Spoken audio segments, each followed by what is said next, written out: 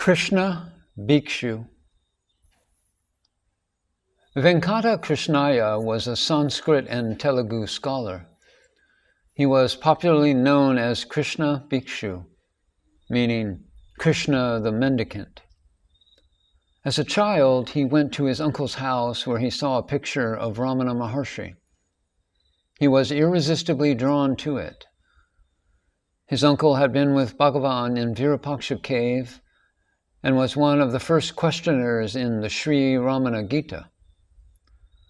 Krishna Bhikshu too had a copy of the Sri Ramana Gita, which he started reading with keen interest even at that young age. When he was studying in the law college in Chennai, he happened to meet Ganapati Muni at a friend's house. He observed that the Muni's oratorial skills, poetic genius, humility, erudite scholarship, and his powerful presence was immediately drawn to him. On that day, Ganapati Muni was extolling and adoring his guru, Ramana Maharshi, so beautifully that Krishna Bhikshu wondered that if this man was so great, how much greater his guru should be. This encounter instilled in him a yearning to go to Ramanasramam. He finally arrived in Ramanasramam with a friend and saw that Bhagavan was simplicity itself. An atmosphere of homeliness always surrounded Bhagavan. He asked the master, "Please give me spiritual guidance. But before that, let me tell you what I currently practice. I do the Gayatri Japa and Pranayama, but some of the breathing exercises are upsetting my health. Please guide me." Bhagavan's words to him were, "Stop everything. Always have Advaita Drishti, a non-dual outlook." Krishna Bhikshu did not understand the full meaning of this at that time, but he visited Bhagavan again in 1930. During this period, Bhagavan was available at all times. Devotees would sit around listening to Bhagavan tell stories, answer questions, joke and laugh. Krishna Bhikshu told me that those were the golden days in his life.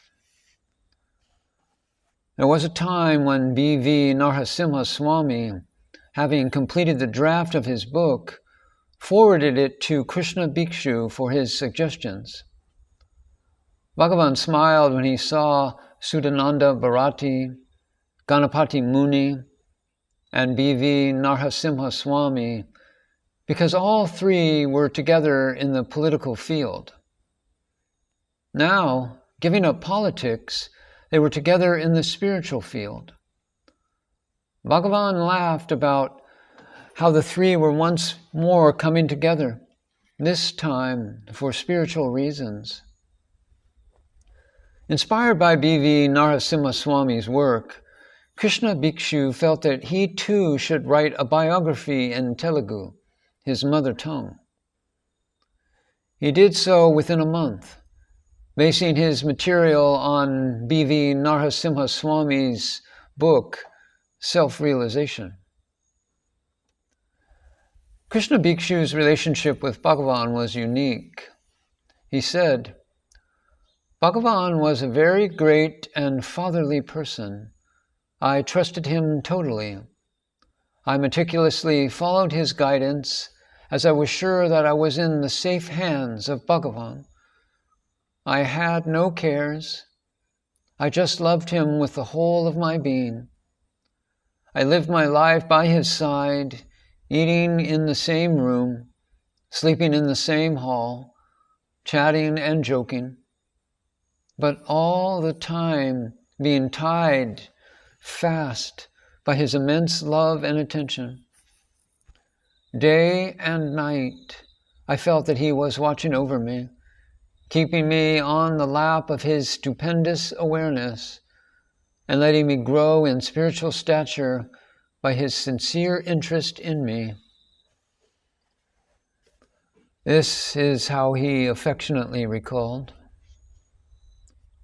One day, when Bhagavan was chopping vegetables in the ashram kitchen, Krishna Bhikshu asked his permission to help. He took up the knife thrice, but each time Bhagavan insisted that he put it down. When Krishna Bhikshu protested, Bhagavan asked him, "Do you cut vegetables at home?" "No, I do not need to do at home," he replied. Bhagavan smiled and said, "Well, are you not at home here?" This simply meant that while doing arduous sadhana, one should give up the idea of doership in every activity and abide as the self. Then you are always at home, in the heart, in the state of I am. On another occasion, Krishna Bhikshu appealed to Bhagavan, saying, "Bhagavan, formerly, whenever I thought of you, your form would appear before my eyes, but now it does not happen. What am I to do?"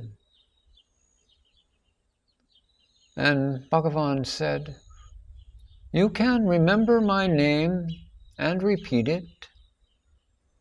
Name is superior to form, and in due course, even the importance of the name will disappear.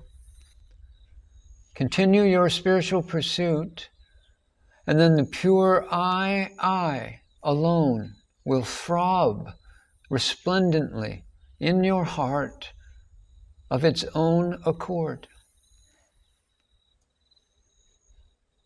While Bhagavan was not rejecting the efficacy of name or form, at the same time he was proclaiming the importance of the eternal truth of I am.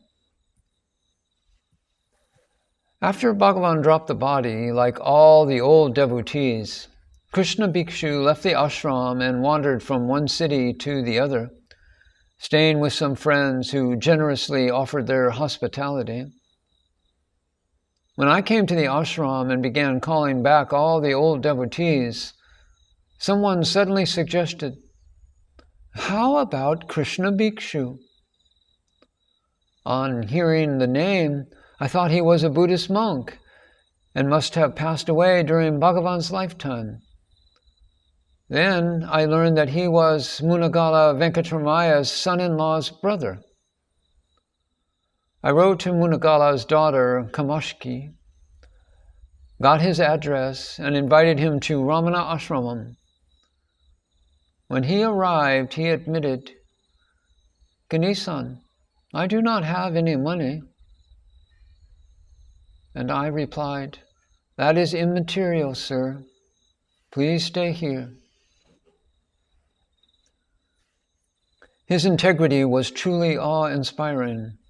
He used to receive a money order of 27 rupees every month, sent by some kind friend. He insisted on giving 20 rupees to the ashram and kept 7 rupees for himself. My regard for him grew in leaps and bounds. This austere man was a jewel in Ramana Ashramam's crown, but many people took no notice of him because of his simple appearance.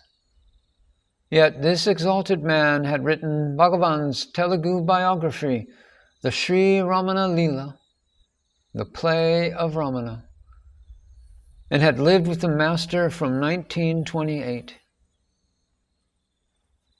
At one time, the trustees board of the ashram was about to pass a resolution that the permanent residents of the ashram must pay a minimum of 30 rupees if they were not doing any service in the ashram. Krishna Bhikshu came to me and said sadly, "I am leaving the ashram, Ganesan." And I said, "Sir, why are you leaving?" I was surprised. "I cannot afford that amount," he said. Appalled, I marched straight to the trustees and gave them a piece of my mind, saying, "What is this nonsense? He is a genuine gem in the ashram. They decided to cancel that resolution. Krishna Bhikshu shook my hands and embraced me. I will never forget that sweet embrace. He fell ill at Ramana Ashram and decided to leave, saying, "My friend is a doctor. I will go to him. He will treat me." As he left, he embraced me and blessed me. I never thought that this was the last time I would see him. Later on, I received the news of his passing.